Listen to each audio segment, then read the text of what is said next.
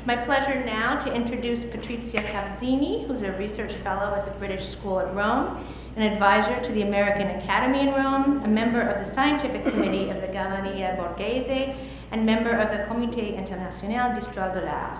She received her PhD from Columbia University in 1996, where she studied with Joseph Connors, David Friedberg, and Keith Christensen.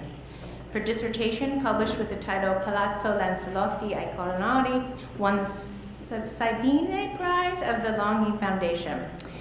Dr. Cavazzini is the author of Painting as Business in 17th Century Rome, which explores the functioning of the art market and the diffusion of collecting in the middle class. The volume won the Choice Award as Outstanding Academic Title in 2009. She's published many articles on the art trade in Rome, including Nicolas Poussin, Cassiano del Pozzo, and the Roman art market in the Burlington Magazine. She's also worked on the display and reception of pictures in Baroque Rome, in particular for the volume Display of Art in the Roman Palace, edited by Gail Feigenbaum. On this topic, she has recently published an essay titled On Painted Portraiture in 17th Century Rome, Theory, Practice, and Appreciation in the Römische Jahrbuch der Bibliotheca Hertziana. She is now investigating Baroque Rome's appreciation of Renaissance masterpieces.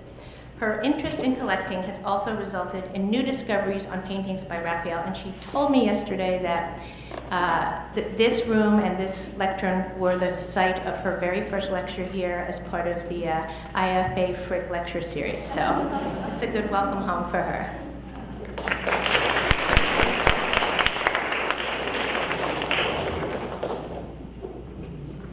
I'm very grateful to the organizers of the conference for giving me the chance to come back to the Frick. I'm only scared if I think how many decades have gone by, but what can you do? Between 1628 and 1629, two French artists who lived in Rome most of their lives painted two small altarpieces for St. Peter's. The task was one of the most prestigious in the city, and they both received it through the intervention of a powerful Cardinal Francesco Barberini, Pope Urban VIII's nephew. According to the biographer Giovan Pietro Bellori, the famous erudite Cassiano del Pozzo was responsible for suggesting Nicolas Poussin's name, but one wonders if his intervention was necessary, as Poussin had just completed the death of Germanicus in Minneapolis for the cardinal. Valentin de Boulogne too had already painted a large decollation of St. John the Baptist for the cardinal, which is now lost. He also was close to Cassiano del Pozzo, whose portrait he painted, and who paid for his funeral.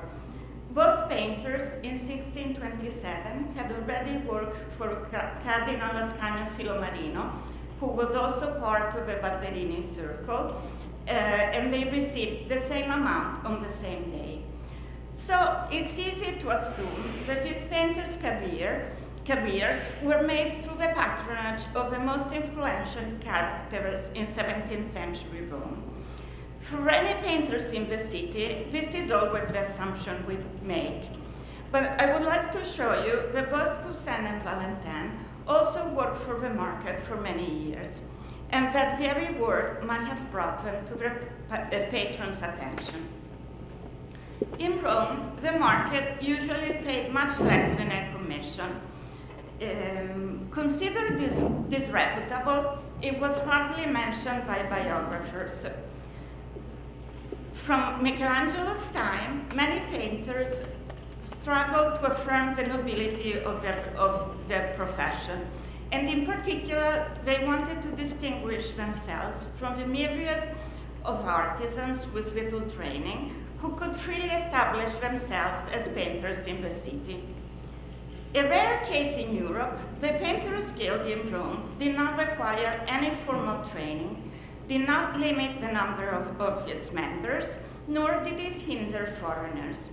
As a consequence, many cheap paintings were produced in Rome, so awkward that they moved to laughter, not to devotion. The founding of the Painters Academy in 1593 eventually gave origin to two different bodies of painters. those who practice a liberal art, and those who practice, and those who were basically artisans. But you could move from one body to the other. If you practice a liberal art, you could not be tainted by any associations with money, and you could not sell your pictures from a shop open to the public. You could only work for pleasure, not for gain. You could only bestow your work and receive the gift in return, not a payment. A canvas could not be priced according to the amount of labor that went into it, because this criterion was only appropriate for an object made by an artisan. These ideals were obviously unattainable in practice, but they still influenced many exchanges between patrons and painters. I'm not sure how many painters were fully aware of them, but Nicolas Poussin certainly was, and he exploited them at a time when he was in dire need of money, probably in 1630, as Liz Rice has argued. Poussin wrote to Cassiano del Pozzo asking for his financial assistance, and at the same time sending him as a gift the painting of Hannibal and the Elephant. But the rules of courtesy demanded that the gift be returned, so Cassiano had no choice but to send 40 scudi back to Poussin, and a fair payment, but certainly not too generous for a rather large painting with small figures. As monetary issues could not be addressed, many paintings in Rome were commissioned without any agreement as to their final price. Poussin, once he became established, would write the amount he wanted on the back of the canvas before it left its studio, and patrons would pay him without questions. Other painters would hire an intermediary who would settle the price with a customer. In yet other cases, painters would be valued at the very end by experts, and the author's fame was a large factor in establishing the final compensation. And as we will hear soon from Francis Gage, painting for a private patron was certainly not enough to make you prominent. A painter, to become truly established, not only had to receive the public commission, he also had to carry it out successfully. A rejection was humiliating and would bode poorly for your future gains. At its unveiling, an altarpiece had to create a stir, to be talked about and admired. Joachim von Santer claimed that both the altarpieces by Poussin and Valentin were equally praised, but Poussin himself said that he got no recognitions from the St. Erasmus.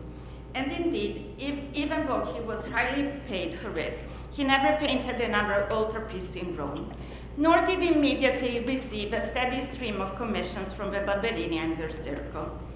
Valentin did, but still he died in poverty 6 years later. In the meantime, he had become famous indeed, and everybody who was anybody attended his splendid funeral. If we go backwards in this painter's career, the first thing we notice is that neither of them was on a nobleman's payroll. The Cavalier d'Arpino, Gerard van Corntorst, Nicolas Regnier, all received salaries as familiari of cardinals or noblemen for at least part of their career. This meant that they never had to worry about their daily bread, even if they became ill or were unable to work for whatever reason. Poussin was 30 and already well established in Paris when he arrived in Rome in 1624.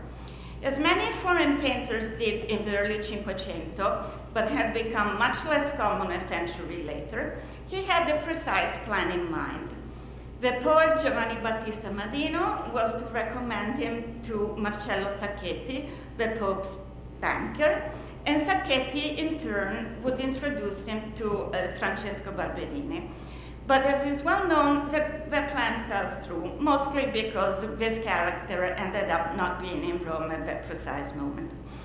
And from Poussin, from Poussin's biographers, we learn that he remained obscure for a long time. and that those who were shrewd enough to buy his early pictures in order to resell them made a lot of money. And it is generally believed that Poussin's period of hardship lasted 20 months, until Francesco Barberini commissioned him the sack and destruction of the Temple of Jerusalem, and paid for it in 1626.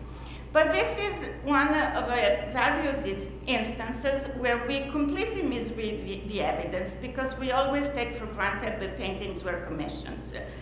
Poussin did not receive a dime from this transaction. The painting was paid to a Filippo Valenti, who was the Sacchetti's bookkeeper and who evidently owned the picture. And it took 2 more years of toil before Poussin saw any money from the Barberini, until the beginning of 1628, when he was paid for the death of Germanicus. And this document exists in 10 versions, and they all are complete. The way Poussin is paid for this picture is completely different from what the documents say for the Temple of Jerusalem. So, if we delay Cardinal Francesco Barberini's role in Poussin's career, what about Cassiano dal Pozzo, certainly a patron and protector of his? The Dal Pozzo collection by 1689 included many paintings by Poussin, including many of his early ones. Some were certainly made for the family, as the Rebecca at the Well and its companion piece, which is a Christ and the Samaritan woman, because they play with the word pozzo, a well in Italian. But actually, we do not know how most paintings by Poussin entered the Dal Pozzo collection.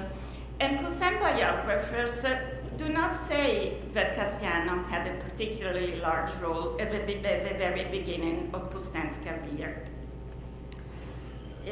In fact, many early canvases by Poussin in the Dal Pozzo collection originally belonged to a Giovanni Stefano da Catagliata, who was a picture dealer from Genova. He was a close friend of Cassiano and his brother, and he remained in Rome during Poussin's early years in the city, while Cassiano traveled abroad with Francesco Barberini. Catagliata was in charge of organizing audiences with Pope Urban VIII, and so he had a prestigious role in contact with the Pope and whoever wanted to visit him. But his position was poorly paid. He received much less than the Pope's barber. So he supplemented his income by trading in pictures. In particular, he promoted new talents, especially French ones, such as Jean Lemaire, Poussin, or Valentin, or painters newly arrived in Rome, such as Sinibaldo Scorza. Perhaps Catagliata bought what Poussin painted of his own initiative, or perhaps he commissioned specific subjects to him, but always with the idea of selling them as soon as it became profitable to do so. To take advantage of your market, one needed to be patient and wait for the right occasion, and this is what Catagliata did. So even though he was in contact with the Barberini and the Dal Pozzo, he was not a supportive patron who shared cultural interest with Poussin, but rather a shrewd dealer who bought paintings for small sums and sold them for multiples of the original price. These 4 early paintings by Poussin all appear in the Dal Pozzo inventory of 1689, but originally they all belong to La Catagliata. They are the Amor Vici Omnium in Cleveland, the Midas and Bacchus in Munich, the Sacrifice of Noah and a private collection in England, and the Venus and Adonis at Fort Worth.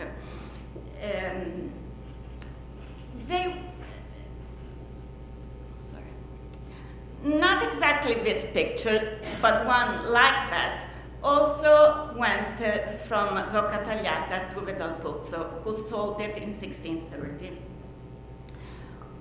All All these 5 paintings were part of a bulk sale of 55 pictures made in 1633 by Rocca Tagliata to a Florentine merchant who lived in Rome and who was called Francesco Scarlatti. By 1635, Scarlatti still had to pay part of a sum, so he was granted an extension, but was forced to put 12 pictures from the original deal in Castiano del Pozzo's house. 7 were originals by Poussin, but he never came up with the rest of the sum. So another year went by, and then the ownership of all these pictures returned to Rocca Tagliata. Evidently, Castiano del Pozzo, who had had them in his house for 18 months, must have decided he wanted to keep some of them. But at the very earliest, he came into their possession 8 or 10 years after they were painted. So there cannot possibly be any question of a commission. Other paintings in the Del Pozzo collection entered and came through Rocca Tagliata, and they were bequeathed at his death. The Cephalus and Aurora, and the Agony in the Garden, possibly also the Madonna and Child in Brighton, and certainly the Holy Family in Detroit, which is a later picture. Yet other paintings linked to the Del Pozzo might have been connected to Rocca Tagliata, but I don't have definitive proofs for this. The Mars and Venus in Boston, and the Madonna and Child with St. John the Baptist belong to different members of the Del Pozzo family. But Rocca Tagliata owned many copies of these pictures, and because his way of proceeding was to make many copies of the originals he owned, there is a possibility that he owned these as well. He owned one version of the Agony in the Garden, and we always say that Castiano del Pozzo arranged so that the other version was sold to Taddeo Barberini, but again, if Rocca Tagliata was a merchant and he owned one version and he dealt in copies and multiples, it's more reasonable to suppose that he was behind Taddeo Barberini's acquisition. And both paintings are on large copper plates, which are rare in Rome and unique in Poussin. So certainly they have a common origin. It is usually very difficult to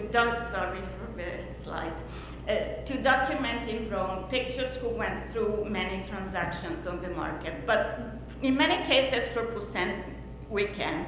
Again, the King Midas at the source of the river Pactolus in Ajaccio belonged to Rocca Tagliata, who sold it in 1631 to a Sicilian nobleman who bought pictures in order to launder stolen diamonds. He also bought from Poussin the Plague at Ashdod, which the painter had begun on spec without a precise destination in mind. But then he was poisoned in prison, and his paintings were sold at an auction. And as Sarah McPhee has shown, these were bought by the sculptor Matteo Bonuccelli of Bonadelli, who was obviously the husband of the famous Costanza, who was Bernini's lover. It is somewhat surprising that in 1631, no elite patron was interested in these paintings enough to buy them at an auction. The sculptor also owned the Parnassus by Poussin, which is in the Prado, and he owned 2 early Bacchanals by Poussin. And maybe he bought all these pictures as investments. Certainly his wife later on some of them made a lot of money. Bernini also owned one of his Bacchanals, which is now lost, and he later sold it for 600 scudi. Poussin might have been paid 6 for something like this, so Bernini made 100 times what Poussin would have made. And when Poussin painted the Bacchanals of Putti, he was living with the Flemish sculptor Francois Duquesnoy. So this might be how he got in contact with Bernini and his assistant.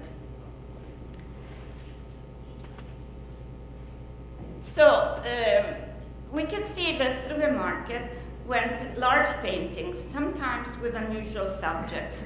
So it becomes difficult to judge what was painted for a patron and what was not. It's just our conception that a painting like the Parnassus was painted for a patron. We do not really know. As Timothy Standring has noticed, many early Poussins sold on the market were alluring or openly erotic. Some have almost no subject, in addition to the obvious attractiveness of a naked figure. Middle-class collectors, who often bought pictures on the market, had a very limited knowledge of mythology. They recognized Venus and the most obvious stories from the myth of Diana. Clearly, they were more interested in the nudity than in the myth. And the same is true of the Scarlatti I talked about before. And this is more or less the arrangement of the pictures at his home until he could keep all the paintings. I'm saying more or less because these two are approximations of what he had. The real paintings he had are lost. And not surprisingly, Counter-Reformation writers thought that the most sinful subject that you could paint was a Venus and Satyr, even though in Rome usually paintings were not as explicit as the Venus by Poussin, which is in Zurich now. This one belonged to the painter Agostino Tassi, whom you all know as Artemisia Gentileschi rapist. In addition to being an interesting painter, he was also a picture dealer, and he sold his Venus and Satyr in 1634 to a member of a chapter of St. Peter's. He also drew a composition which seems a perfect companion piece to the Venus by Poussin. Whether he made a painting out of it and hang it in his house, I don't know. But Giovan Battista Passeri, who writes his life, says that his house was a brothel. So we see that actually many early paintings by Poussin went through the market. Many were sold to artists, and with rare exceptions. In Rome at this point, I don't think that artists were ever collectors. If they bought paintings, they bought them with the idea of making a bundle of money on them, or some money on them.